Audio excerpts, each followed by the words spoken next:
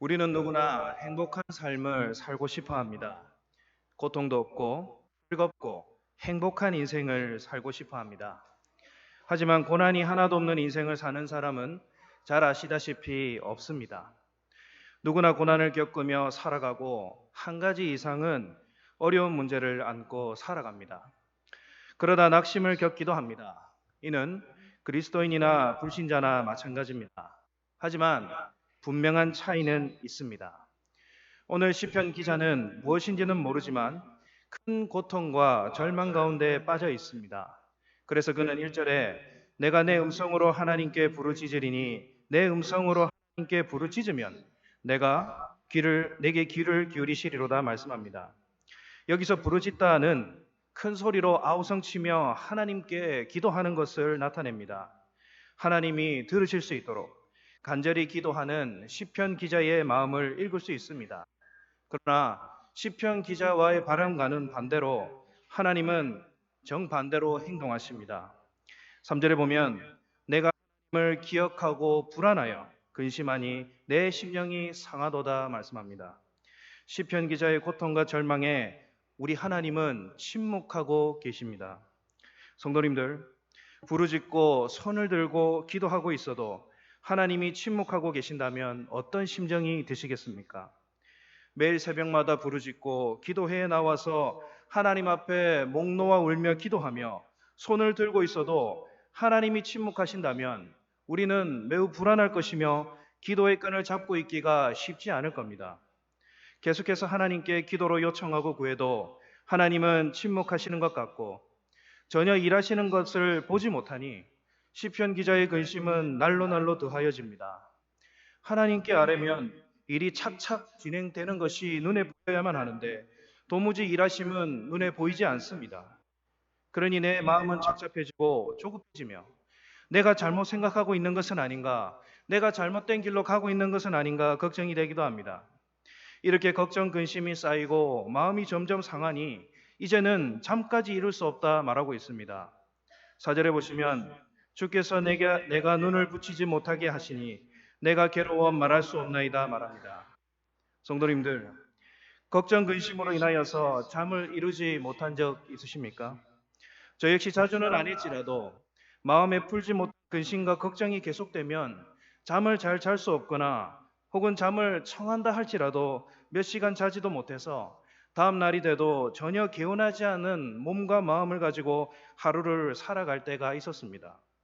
그럴 때마다 드는 생각은 우리 하나님은 빨리 해결 방법을 주셨으면 좋겠는데 기도하면 바로바로 응답을 주셨으면 좋겠는데 왜 이렇게 답답하게 구실까? 왜 이렇게 답답하게 하실까? 이런 생각이 듭니다. 분명히 하나님은 기도하면 들으신다 하셨는데 듣기만 하시고 왜 이렇게 사람을 고통스럽게 내몰게 하시는지 답답한 상황을 받아들이기가 어려울 때가 너무나 많습니다. 두 손 들고 밤을 새워 기도해도 전혀 응답이 없는 그런 상황 가운데 낙심이 드는 가운데 시편 기자는 노래합니다. 7절에 보시면 주께서 영원히 나를 버리실까? 다시는 은혜를 베풀지 아니하실까? 그의 인자하심은 영원히 끝났는가? 그의 약속하심도 영구히 패하였는가? 9절에 베푸실 은혜를 잊으셨는가? 노하심으로 그가 베푸실 긍휼을 그치셨는가 하였나이다 노래합니다. 시편 기자는 자신의 절망적인 상황과 함께 돕지 않으시는 하나님을 생각하며 계속해서 부정적인 말을 합니다. 7절에서 9절을 가만히 들여다보면 하나님의 그 마음과는 그 속성과는 전혀 맞지 않는 그런 이야기를 하고 있습니다. 말도 안 되는 질문 아닙니까? 계속해서 비가 온다 해서 영원히 해가 뜨지 않을 것이다 한다면 이것이 말이 되겠습니까? 겨울로 들어서고 있는 이때에 다시 봄이 올까 생각한다면은 봄이 안 오는 거 아니야? 이렇게 혹시 생각하고 있다면 이건 역시 말이 안 되기는 마찬가지입니다. 그러나 낙심한 사람의 입에서는 계속 이런 말이 나옵니다. 7절에서 9절의 동사들을 한번 살펴보십시오. 버리실까? 베풀지 아니하실까? 영원히 끝났는가? 영구히 패하였는가? 잊으셨는가? 긍휼을 그치셨는가? 낙심에 빠진 사람들의 특징은 긍정적이거나 하나님을 의지하는 말을 하지 않습니다. 이는 상황을 냉철하게 보는 것과는 다릅니다. 아마 우리는 안 될 거야. 아, 이건 해도 안 돼. 이렇게 말함으로써 주변 사람을 힘들게 하는 말을 쏟아놓습니다. 자기만 힘들면 되는데 옆에서 지켜보는 사람도 이때는 너무도 힘이 듭니다. 그러므로 어서 낙심해서 빨리 벗어나야 합니다. 그럼에도 시편 기자에게서 한 가지 희망을 볼 수 있는 것은 그가 하나님 앞에 기도를 하고 있다는 겁니다. 낙심하게 되면 대개 기도하기보다는 문제에만 집중하는 경향이 있습니다. 하지만 시편 기자는 낙심하고 절망한 가운데 하나님께 기도하고 있습니다. 그렇다면 이것은 배드 엔딩이 아니라 해피 엔딩으로 끝날 믿음이 우리에게 생깁니다. 우리는 성경에서 낙심과 고난의 대명사 욥을 잘 압니다. 성경에서 욥만큼 고통과 고난을 경험한 사람도 많지 않습니다. 그렇지 않습니까? 단 며칠 동안 사랑하는 자녀들과 재산과 심지어는 자신의 육신까지 시험과 고통을 연이어 겪습니다. 가장 가까이 있는 자기 아내도 아예 그냥 하나님을 저주하고 죽으세요 라고 말했습니다. 그리고 욥의 세 친구들도 와서 욥이 도대체 무슨 죄를 지었는지, 혹시 숨겨져 있는 죄는 없는지, 그리고 하나님은 살아 계시기라도 한 건지, 그래서 욥이 이런 고통을 받고 있는지 수많은 대화를 주고받는 것을 우리는 욥기를 통해서 알 수 있습니다. 욥은 하나님을 두둔하다가도 원망하기도 했지만 그가 이러한 고통을 감내할 수 있었던 이유가 무엇입니까? 그는 끝까지 기도를 포기하지 않았습니다. 그래서 하나님을 만나고 다시 회복될 수 있었던 겁니다. 미국의 메이저리그의 자완 투수 중에 짐 에버트라는 선수가 있습니다. 혹시 아십니까? 이 선수는 오른손이 없습니다. 태어날 때부터 오른손이 없이 태어났습니다. 그러나 그는 끝까지 포기하지 않고 부모님의 격려를 받으며 살아갑니다. 너는 무엇이든지 할 수 있어. 한번 해봐. 끊임없이 노력을 함으로써 그는 훌륭한 선수가 됩니다. 어느 한 기자가 에버트에게 와서 인터뷰를 합니다. 에버트 씨, 당신 어떻게 이런 일을 해낼 수 있습니까? 그는 희망이 완전히 사라질 때까지 결코 불가능은 없다는 말을 잊으면 안 됩니다라고 말했다고 합니다. 만약 그가 태어났을 때 오른손이 없어서 나는 아무것도 할 수 없어. 나는 아무것도 쓸모가 없어. 이렇게 낙심하고 살았다면 아마도 전설의 자완투수 짐 에버트는 없었을 겁니다. 오늘 우리 성도님들도 포기하지 않고 기도에 매진해야 할 그런 성도님이 계실 줄 압니다. 기도가 중요한 이유는 문제를 바라보는 것이 아니라 우리의 관점을 새롭게 바꾸기 때문입니다. 그러므로 우리가 낙심을 이기려면 기도해야 합니다. 시편 기자처럼 하나님을 찾아야 합니다. 2절에 보시면 나의 환난 날에 내가 주를 찾았으며 밤에는 내 손을 들고 거두지 아니하였나니 말씀합니다. 한 가지 중요한 사실은 그는 지금 무슨 고난을 겪고 있는지 알 수는 없지만 고난을 해결해 달라고 구하지 아니하고 하나님을 찾았다는 겁니다. 그는 하나님을 원했습니다.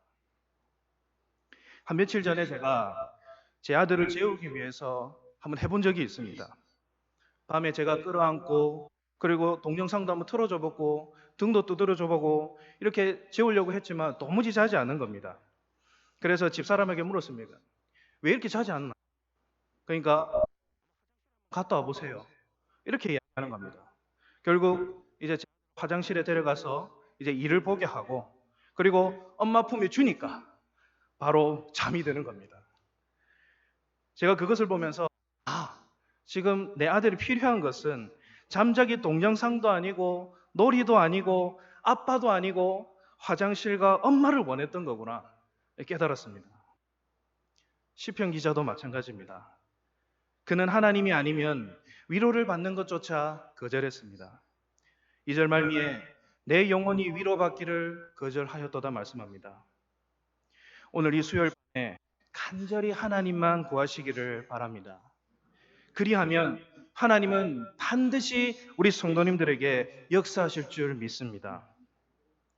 그리고 불면증에 시달리고 하나님의 마음까지도 의심했던 시편 기자는 10절에 이르러서 태세 전환을 합니다.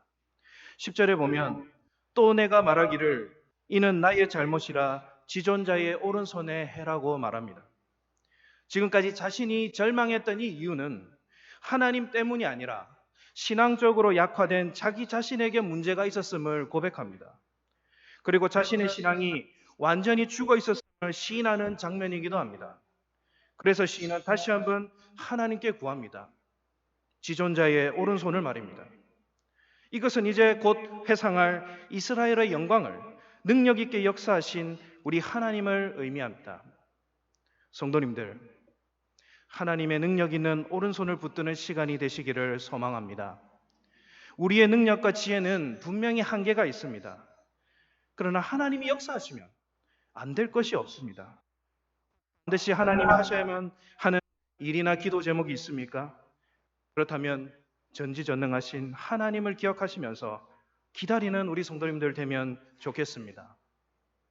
시는 여호와의 일들을 이제 11절부터 기억하기 시작합니다. 곧 여호와의 일들을 기억하며 주께서 옛적에 행하신 기이한 일을 기억하리이다. 12절에 또 주의 모든 일을 작은 소리로 읊조리며 주의 행사를 낮은 소리로 되뇌이리다. 문제에만 함몰되어 있던 그가 갑자기 하나님께서 지난날 행하신 일들을 기억하게 되었다는 겁니다. 줄곧 문제에만 보던 그 눈이 하나님을 향하게 된 것입니다. 기도의 분위기도 1절에서 9절과는 완전히 다릅니다. 13절에 하나님이여 주의 도는 극히 거룩하시오니 하나님과 같이 위대하신 분이 누구오니까? 주는 기이한 일을 행하신 하나님이시라. 민족들 중에 주의 능력을 알리시고 주의 팔로 주의 백성 야곱과 요셉의 자손을 속량하셨나이다 말씀합니다. 시편 기자는 하나님이 애굽에서 구원하신 이스라엘의 일을 기억한 겁니다. 하나님이 홍해를 가르시며 이스라엘 민족들을 구원한 그 사건 말입니다.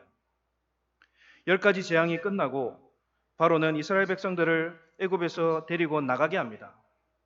하지만 바로는 곧바로 추격대를 보내어서 이스라엘 백성들을 쫓게 합니다. 모세와 아론이 이끌고 가고 있는 수십만의 이스라엘 백성들의 행군이 빠를 리가 없습니다. 이제 그들의 앞은 홍해요. 뒤에는 바로의 추격대들 사이에서 큰 위기를 맞이하게 됩니다. 현재 탈출로는 없는 상황입니다. 뒤로 가면 다시 애굽의 종살이가 시작될 것이고 홍해는 현재 건널 수도 없는 상황입니다. 이스라엘 백성들은 곧바로 하나님께 부르짖습니다. 그러나 두려움과 원망에 가득 찬 부르짖음입니다.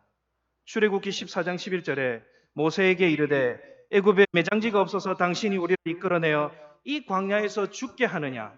어찌하여 당신이 우리를 애굽에서 이끌어내어 우리에게 이같이 하느냐 말합니다. 그러나 따지고 보면 이스라엘 백성들의 분노가 너무한 것은 아닐 겁니다. 누구나 낙심하고 문제의 어려움에 빠지면 이런 믿음 없는 말과 탄식 그리고 원망하게 되어 있습니다. 그때 모세는 절제절명과 낙심의 상황에서도 담대하게 말합니다. 출애굽기 14장 13절에서 14절에 모세가 백성에게 이르되 너희는 두려워하지 말고 가만히 서서 여호와께서 오늘 너희를 위하여 행하시는 구원을 보라. 여호와께서 너희를 위하여 싸우시리니 너희는 가만히 있을지니라 말씀합니다. 같은 상황과 같은 장소에서 믿음 없는 이스라엘 민족과 하나님만 바라보고 있는 모세의 말은 이토록 다릅니다. 모세가 전날 밤 하나님이 홍해를 가르시는 꿈에 보고 이런 말을 했겠습니까? 그도 몰랐을 겁니다. 단지 모세는 떨기나무에서 들은 하나님의 명령과 사지와도 같았을 애굽에서 자신에게 분명히 말씀하신 하나님을 믿었기 때문에 가나안 땅에 이스라엘이 들어갈 것이라는 것을 믿었기 때문에 가능했습니다. 모세의 믿음대로 하나님의 길은 있었습니다. 그것은 물속에 있었습니다. 19절에 주의 길이 바다에 있었고 주의 곧은 길이 큰 물에 있었으나 주의 발자취를 알 수 없었나이다 말합니다. 홍해가 갈라지고 길이 나타나자 이스라엘 백성들도 놀라고 믿었던 모세도 놀랐을 겁니다. 시편 기자는 이 장면을 16절에 이렇게 말합니다. 하나님이여 물들이 주를 보았나이다. 물들이 주를 보고 두려워하며 깊음도 진동하였고 말합니다. 마치 물들이 살아 숨쉬고 있는 것처럼 사람인 것처럼 묘사해서 세상을 창조하신 하나님을 드러내고 있습니다.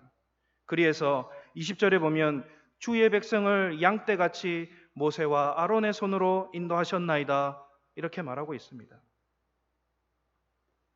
시편 기자는 생각했습니다. 자신의 상황 또한 절망적이지만 홍해와 애굽의 추격대 사이에 있는 모세와 아론 그리고 이스라엘 백성들의 상황보다 더 절망적인 것 아니었을 겁니다. 자신이 아무리 절망적인 상황에 처해 있다 할지라도 낙심에 있다 할지라도 이것보다는 아니면 하나님이 인도하신다면 두려울 것이 없겠구나 깨달은 겁니다. 성도님들, 오늘 우리의 상황은 어떻습니까? 홍해 앞에 서 있는 이스라엘 백성들보다 더 위급하고 낙심하고 있는 상황이십니까? 그것이 아니라면 우리는 두려워할 필요가 없습니다. 믿음의 선진들이 하나님을 믿고 가만히 서서 기다린 것처럼 오늘 우리도 주님을 바라보고 말씀과 기도에 전무하면 하나님은 그분의 때에 우리의 문제를 해결하실 겁니다. 말씀과 기도는 성도의 기본 필수 요소입니다. 혹 이렇게 생각하시는 분들이 계실지도 모르겠습니다. 너무도 당연한 이야기 아닙니까? 그렇게 안 하는 사람이 있습니까? 이런 생각이 드실지도 모르겠습니다. 맞습니다. 그러나 모든 운동이 그렇듯이 기본 자세가 매우 중요합니다. 그래야 다치지 않고 운동 효과를 볼 수 있는 것처럼 성도는 하나님의 말씀인 성경을 읽고 기도해야지만 성령의 강력한 역사를 우리는 체험할 수 있는 겁니다. 그리스도의 십자가도 우리에게 은혜로 주어지지만 말씀과 기도 바깥에 있는 것은 아닙니다. 믿음은 들음에서 나듯이 주님 안에서 우리는 온전한 십자가의 사랑, 그리스도의 은혜를 체험합니다. 구원의 능력을 체험합니다. 그러므로 오직 하나님만 바라보시면서 성경 말씀 읽는 것을 게을리하지 않으시고 기도에 매달려서 성령의 역사하심을 주님의 일하심을 목도하는 우리 성도님들 되시기를 바랍니다. 낙심을 이기려면 문제를 묵상하지 말고 24시간 주님을 바라보며 기도해야 합니다. 우리 예수님도 사역을 마치시고 새벽과 한적한 곳에 가셔서 아버지 하나님 앞에 기도하셨습니다. 또한 성령님의 도우심에 의지하여 하나님의 말씀을 읽어보시기 바랍니다. 오직 말씀과 기도 안에서 우리는 낙심을 이길 수 있습니다.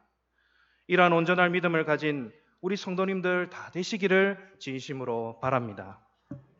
우리 다 같이 찬양하시겠습니다.